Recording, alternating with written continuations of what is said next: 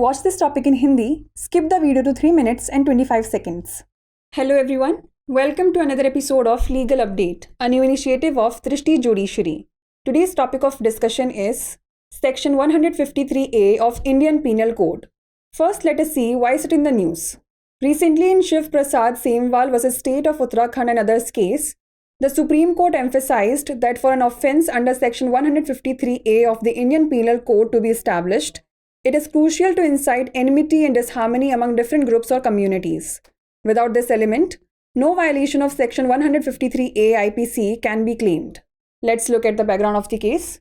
The case stemmed from an article in Parvat Jan accusing the complainant of occupying government land for a foundation stone ceremony. Section 153A IPC was invoked, alleging the article incited enmity between hill and plains communities. However, the court found the allegations lacked substance as they didn't specify groups or communities. Referring to precedents, the court stressed the need for involvement of multiple groups, which was absent here. Relying on legal precedent, the court deemed the continuation of proceedings against Semwal an abuse of process due to insufficient FIR allegations. The court's observations were as follows. Justices B.R. Gawai and Sandeep Mehta observed that according to Section 153A IPC, for an offence to be established, the prosecution needs to demonstrate that words spoken or written by the accused caused enmity or discord among different groups based on factors like religion, race, place of birth, residence, language, etc., or that the alleged acts were prejudicial to maintaining harmony.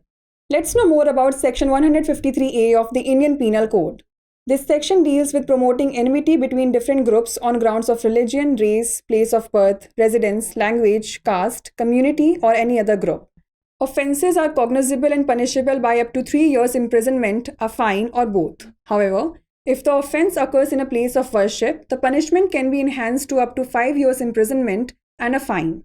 Ingredients: promoting enmity between different groups based on various grounds. Acts prejudicial to maintaining harmony between different groups or caste, disturbing public tranquility. Acts causing fear, alarm, or a sense of insecurity among members of any religious, racial, linguistic, or regional group, caste, or community through the use of criminal force or violence against them.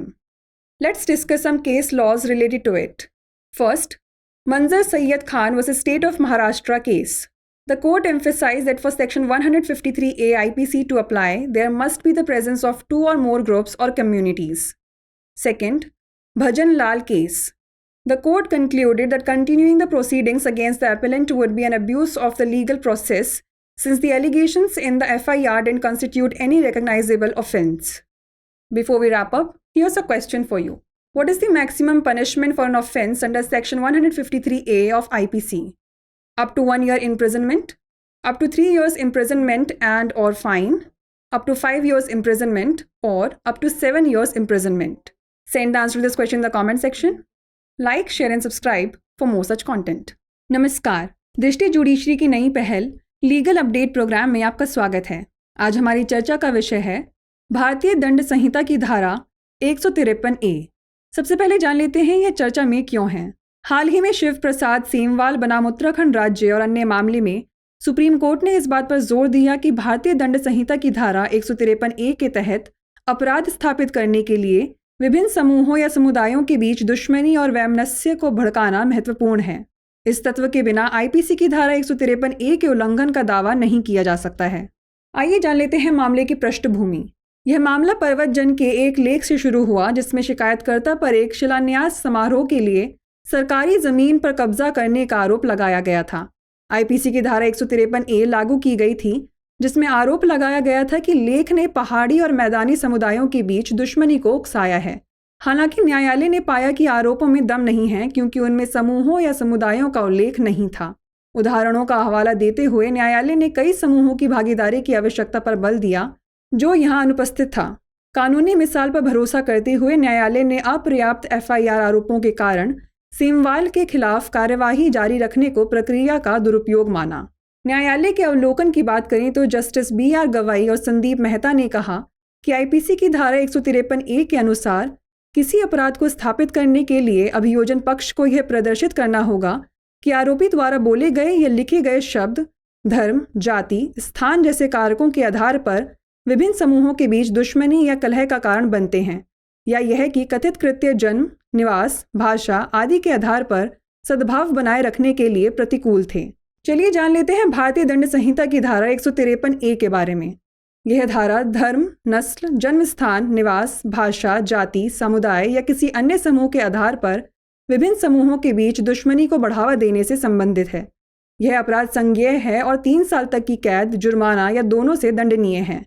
हालांकि यदि अपराध पूजा स्थल पर होता है तो सजा को 5 साल की कैद और जुर्माने तक बढ़ाया जा सकता है।